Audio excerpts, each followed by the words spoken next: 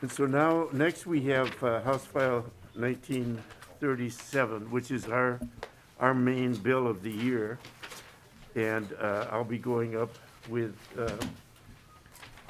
Ben Johnson is here, I think, and General Mankey.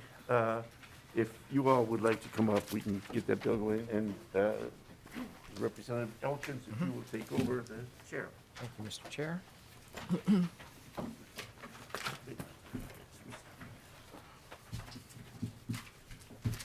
Okay.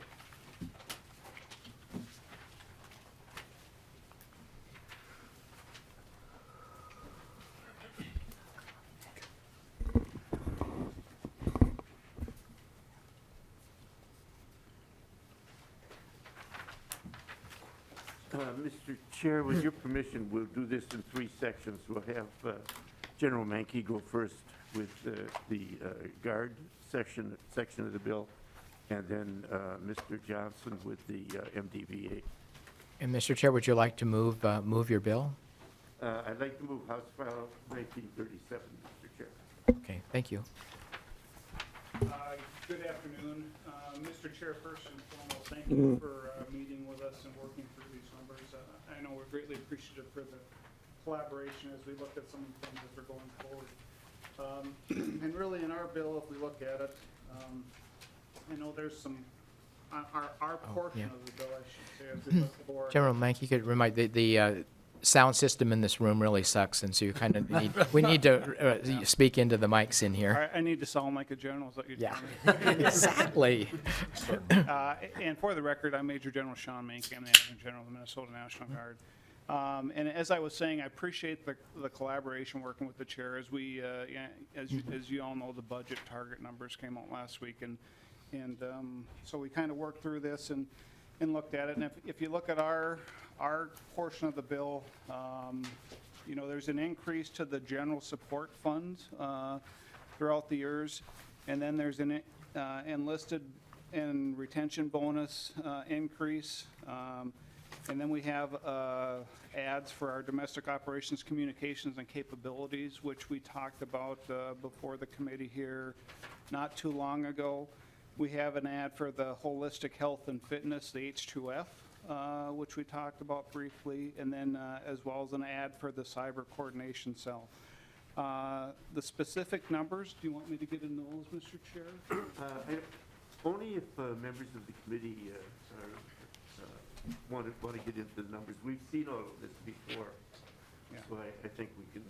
And Mr. Chair and General Mank, I should mention that we have a DE amendment before us, and what we're speaking to is the contents of the DE amendment. I think, if I'm correct.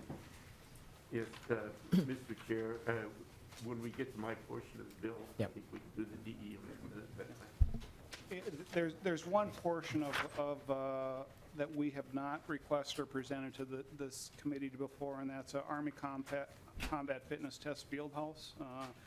And we are asking for $17.6 million in cash for construction of this field house up at AHATS.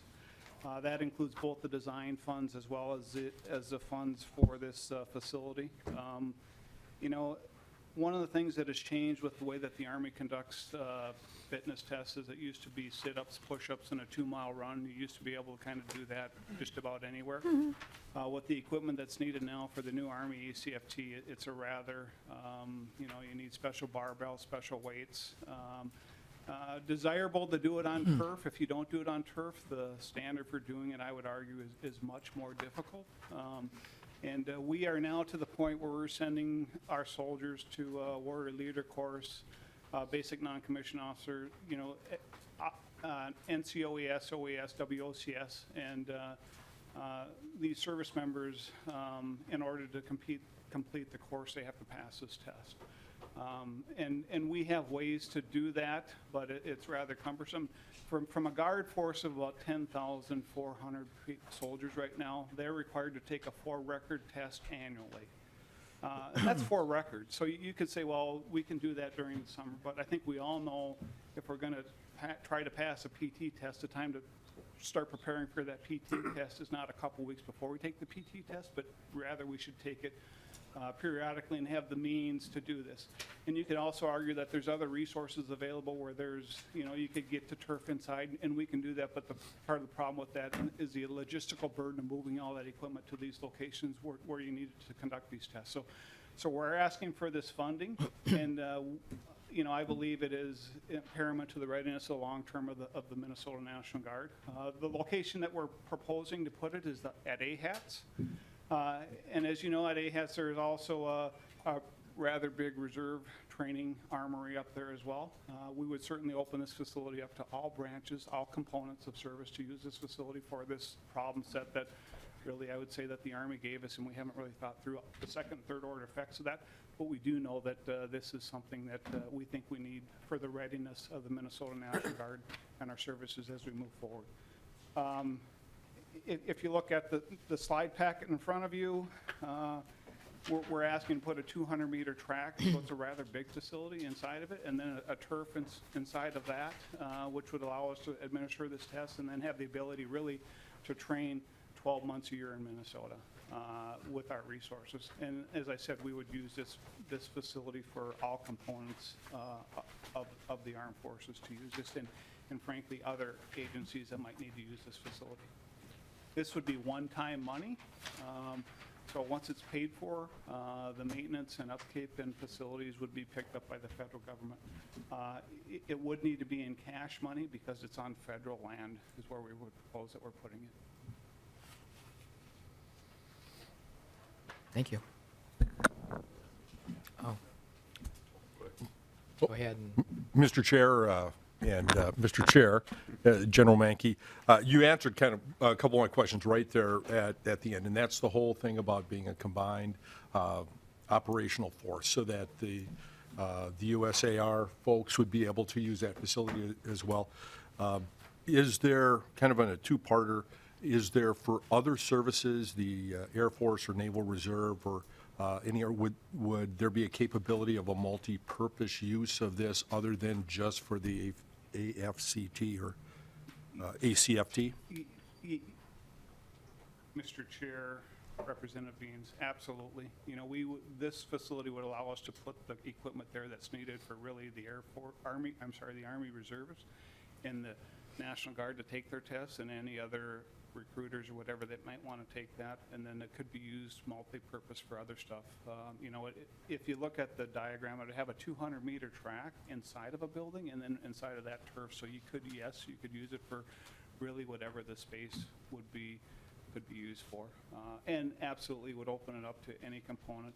This is something that we have been looking at a problem set really since the ACFT was initiated by the Army, and we asked to come forward with it because of the situation that the state is in right now, and the fact that it is a one-time funding. Once it's funded, we own it, but we don't have the funding to build it. But much like Ripley is used by multi-agencies, interagencies, this could be the same, used by the interagencies if needed for example, the State Patrol or other local law enforcement agencies. We would schedule it much the same way we do with the training ranges and training facilities that we have up at Camp Ripley. Yep, Mr. Chair, General Mankey, thank you. I appreciate taking the opportunity, and Minnesota has been forward-looking on so many things in the past, and you continue to do that. I kind of wish there would be more money or more get from the federal government, mandating that we've got this new new physical training test that we do. But I think you're doing the right thing, preparing our soldiers, our future leaders, to be able to not only just pass, but actually succeed at a higher level. In the interagency cooperation that you're talking about, I think it's money well spent. So thank you very much, General Mankey and Mr. Chair. Thank you. Representative Bliss, I think you had a question. Thank you, Mr. Chair. Yeah, just looking over the bill in the rider language, I don't see this listed anywhere. Are we going to add the language to the bill through an amendment? Mr. Chair? Yes, this would be added. This was added at the last minute by the governor, and he added two things to the bill. We're not going to accept one of them, but this one will be accepted. And actually, when I get my portion of this, the numbers that we have in the bill are not completely accurate. They're going to be changed before we get to Ways and Means. All right. And I'll make sure that everyone on the committee sees them in advance, so that if you have any amendments that you want to make, you'll have the opportunity to do that. All right, thank you, Mr. Chair. Further questions? Okay. Mr. Johnson? Chair, members of the committee, my name is Ben Johnson. I'm the Legislative Director for the Minnesota Department of Veterans Affairs.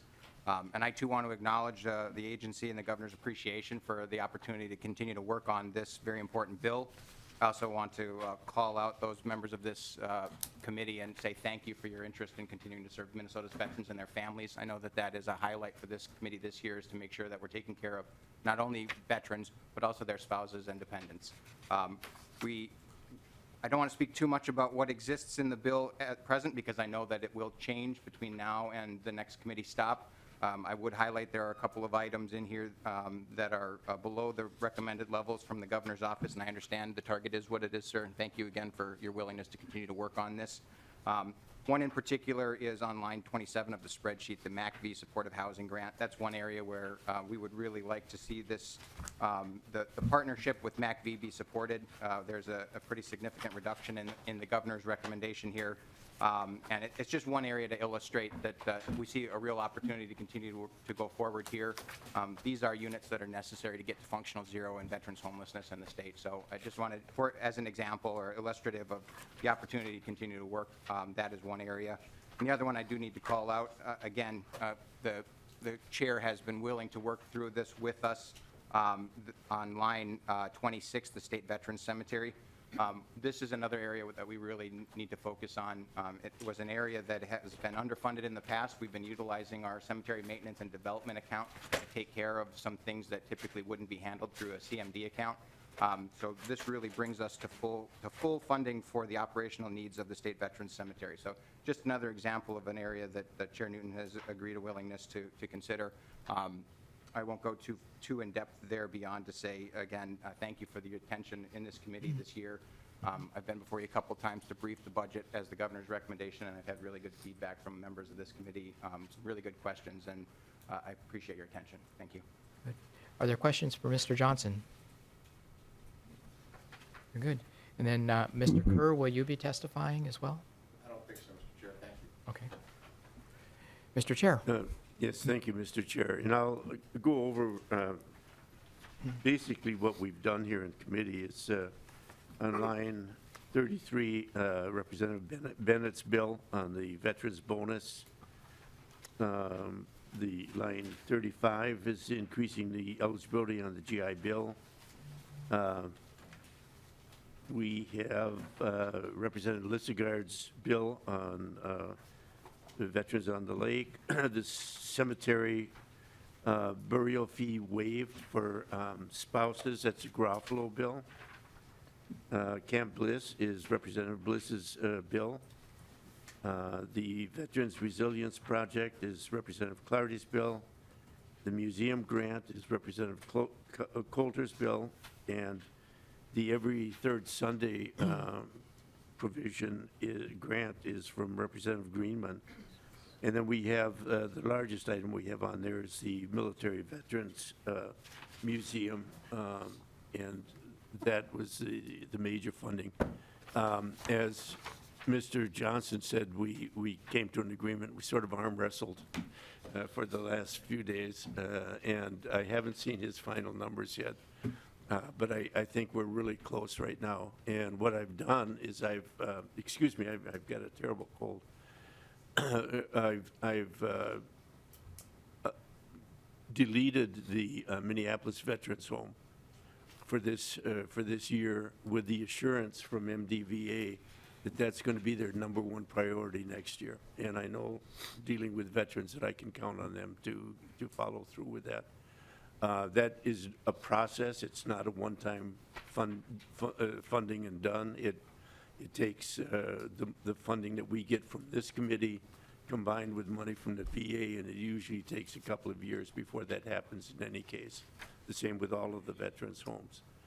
So that's essentially it. And as Mr. Johnson said, this has been, for me, a really great committee, because we've looked at that the veteran as the whole veteran with his family and her family, and, you know, extended it beyond just the needs of individual veterans, but to make sure that the families are taken care of as well. So with that, Mr. Chair, I'm open for questions, and also, I'd like to, I think Representative Bliss would like to offer the A1 amendment. Yeah. Lead Bliss, would you like to offer the A1 amendment to the DE? Thank you, Mr. Chair. Yes, I would. Basically, it adds to the line on the for the Veterans on the Lake Camp Bliss and Veterans Resilience Project, that it's for Minnesota residents. Pretty straightforward. Yeah, and I think we discussed it with the Yeah, I people think prior I anyway. think the chair is recommending a yes vote on It's this. a good amendment, and I recommend that we pass it, Mr. Chair. Any other conversation or questions? I think we can do this by a voice vote. All in favor, say aye. Aye. Aye. Opposed? We have the amendment adopted. Mr. Chair. Good, thank you. And that essentially wraps up our business for this, this session. As I said, there are some changes that are going to be made, and I make sure that everyone on both sides of the aisle is fully aware of what we're doing, so that you have a chance if you want to make any other changes. But also to contact me or Mr. Koppel if you have any amendments to this bill that, once you go through it again. And then we can get it before, I think Ways and Means, my understanding is either just before break or right after Easter break, that we will be having this bill before Ways and Means. Yeah. So with that, I want to thank you all. This has been a wonderful committee. We've got a lot done together. It's been very cooperative, and I really appreciate having all you on the committee. Move it to Ways and Means? Oh. Oh. And then, so, Mr. Chair, I think we'd have to take the formal motion to adopt the DE. Okay. Yeah, Oh, okay. yeah. So moved. Any discussion to the DE? Okay, all in favor of adopting the DE? Aye. Opposed? And I think we want to move this then to the Ways and Means Committee? Oh, okay, is there anyone from the public who would like to testify this before we move it? Guess not. Good. Okay. Member discussion? No? This is easy. This committee is so easy to get along with. Wish all of our committees were this good. Good. Thank you all. Okay, so, Mr. Chair, would you like to remove your motion that HF 1937 as amended be re-referred to the House Ways and Means Committee? That is my motion. Thank you. Okay. Any further discussion? If not, all in favor say aye. Aye. Opposed? Okay, I think we're adjourned? Wait. The bill passes as moved, yeah. Members, yeah, and this concludes our meetings for this season, so.